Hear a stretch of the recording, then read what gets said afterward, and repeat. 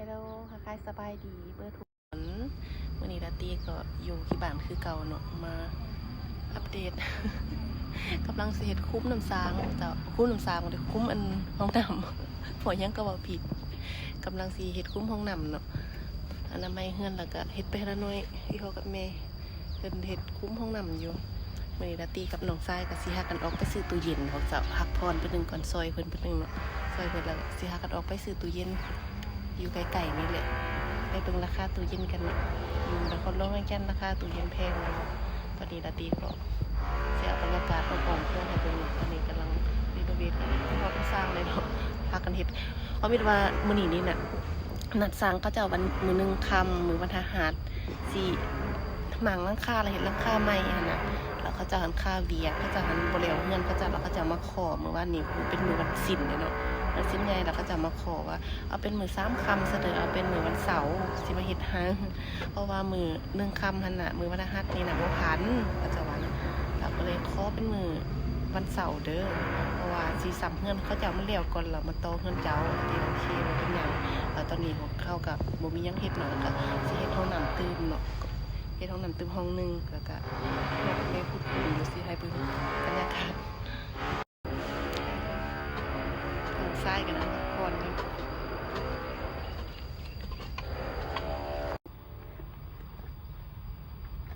เฮ็ดคุ้มห้องน้ำมีห้องน้ำห้องนึงแล้วสิเฮ็ดห้องน้ำตื่นห้องนึงเป็น2ห้องนี่จ้ะที่เขาขุดสิขุด3ขุด100ปลายเม็ดว่าซั่น180เมตรแล้วเอาซับ3พอ3ปอกแล้วว่า3ปอกสิลงใส่แล้วว่าเฮ็ด2ห้องน้ำนึงจึงบ่ญาติกันตอนนี้ก็หาสร้างเพิ่นเนาะเลยพี่พ่อเพิ่นลงไปขุดคุ้มอยู่ใน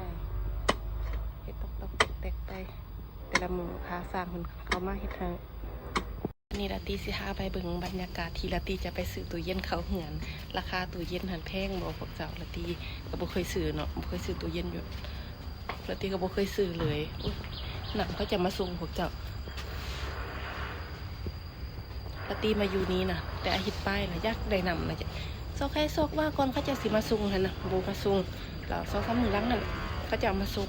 ได้5ตุกได้15ตุกมื้อนี้ก็มาเห็นเขาจะมาส่งนำอยู่นี่แล้วลาตี้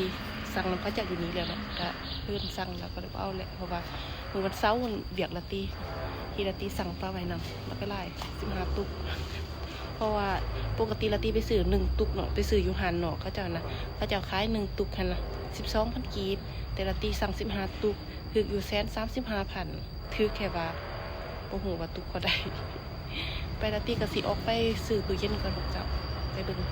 ราคาตู้เย็นอยู่นครหลวงจันทร์ราคาเท่าใดตอนนี้ลาตี้กำลังไปเบิ่งตู้เย็นพวกเจ้างานบ่มีตู้เย็นเนาะ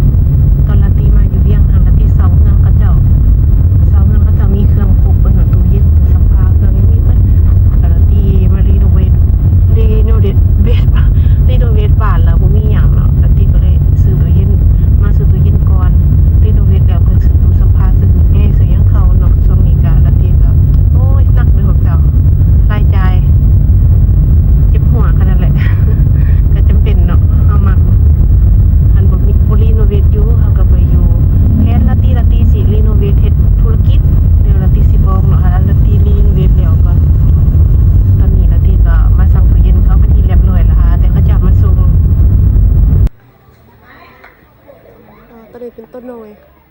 มีแต่สีแบบนี้เนาะถ้าตอนนี้200กับเท่ากันอันนี้ดิ4,500 4,500 แบบนี้เพื่อนไป ไปอยู่เฮือนจังหวัดซาดีบ่ซาดีบ่ แต่ตัวนี้กับราคามันคือกันตัวนี้200พอดีไซน์นั่นแหละก็พอน้อยคุณเด้ตัวนี้หมาตัวนี้ว่าเงินกี่ตัวนี้ไปร้าน5 เซนก็ดัน5 เซนอันนั้นแพงเนาะมันดีกว่าว่ะมันเรียกให้ให้ดีกว่ามันใหญ่ดิเห็นมันใหญ่กว้างเป็นร้าน5 เซนแล้วยี่ห้อมันคือกันค่าไฟมันก็ใส่ก่อนสักพันต้น13,000โดยร้าน3นะเป็นร้าน3รู้ดิเป็นร้าน3สุดๆว่ะเป็นร้าน3นะร้อยเดียวรู้เท่าไหร่แล้วก็บ่ได้ตัวนี้เป็นยี่ห้อดีๆไส้ตัวนี้รุ่นนะก็ตัวนี้ดีกว่าตัวนี้แม่นบ่เนาะไม่เนาะตัวนี้ไส้รุ่นนะก็บ่มีลำกว้างวิน้ำก่อนวะบ่มีก็ตอนนั้นไส้รุ่นน่ะก็ดีใครบ่ได้โอ้ราคาเลยแหละ ตัวนี้เลยค่ะ อันนี้ใส่ชิม เสื้อซีนตัวนี้เสื้อผ้าเป็นของไทยวะของอย่างอันนี้นะตัวนี้ อันนี้ว่ะจะไม่เปิดยี่ห้อยังวะ ของจีน กันบัตรราคาอะไรอะไร ไปเบิงอยู่ห้างละตีกระโปรงมักละตีก็เลยไปเบิงอยู่สร้างขายเครื่องขายส่งนั่นน่ะละตีก็เลยเอาอยู่สร้างเขาเจ้าสร้างก็บ่ได้แพงเนาะ4 ล้านปลายละตีสั่งมาราคา4 ล้าน3 แสน90 พันเพราะว่าเราว่า4 ล้าน5แล้วละตีโตได้4 ล้าน3 แสน90 พันกีบละตีกำลังเดินทางกลับเขาเจ้ากลับมาส่งเครื่องละตีสิไปหาอยู่เฮือนสุกลุงแกสันให้เขาเจ้าปะไว้เนาะเขาเจ้ามาส่งเครื่องละตีก็สิแต่มาหอนเฮือนเฮ็ดลุงเพิ่นเก็บเล็กเศษละตีก็เลยเอาเครื่องฮีบ่เอาเนาะให้เพิ่นเพราะว่าเพิ่นจะเอาไปขายต่อที่บอกประมาณนี้ละตีบอกแล้วมาค้นเอาเครื่องแล้วก็เอาบอกแล้วมาค้นเอาเนาะเอาไปขายเล็กเศษน้ำมันก็ที่นี่แหละแบ่งราคามันฮันตัวเราบ่เอาเหรอคอยเอากล้องเลยนะฮะแล้วจะมาเอาอยู่ฮันเด้อจะมาเอาดู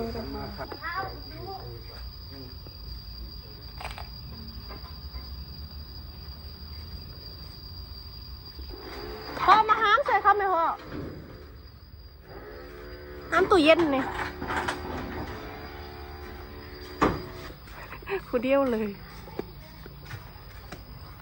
ตู้เพิ่นจะเอาเครื่องใส่เอาเครื่องเอาไปเพิ่มคุณนาย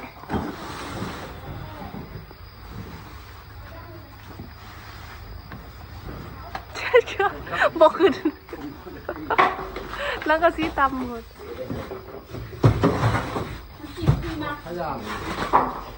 เดี๋ยวบอกให้เพิ่นบอกวิธีใส่จังใดให้ไปเพิ่นพอดีตัวบานเนาะเอาว่าไม่ใช่ที่เปิดดีเบอร์4ครับเด็กตอนนี้ลูกศรสีมันนี่นะเบอร์4นะท่านเบอร์สูงแห้งเย็นเบอร์5 6 เบอร์7ปกติอัน4เนาะแมนเบอร์1เบอร์2ดิเบอร์1เบอร์2ก็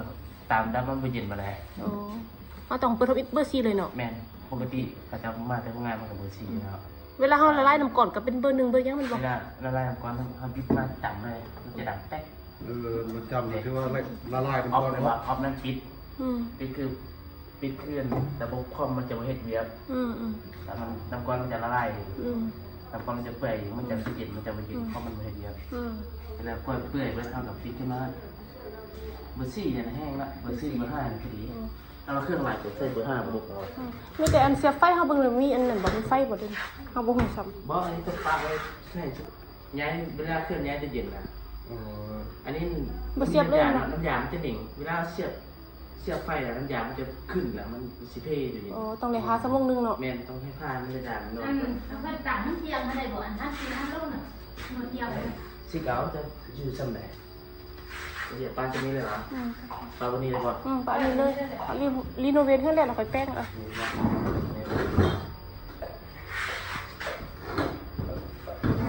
กระซิบมันมีแบบกระซิบมันมีบ้านท่าเสียไอ้น้องหนาม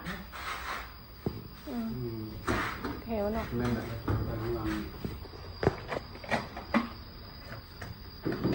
ที่บ้านไฟบ่เขาเหมือนที่บ้านเฮาอัน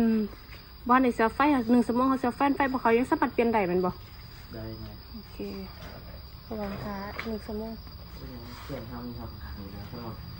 มันบ่ได้ตัวแท้เปลี่ยนได้โอเคเสียขาแล้วก็โดยมันบ่ได้ตัวแท้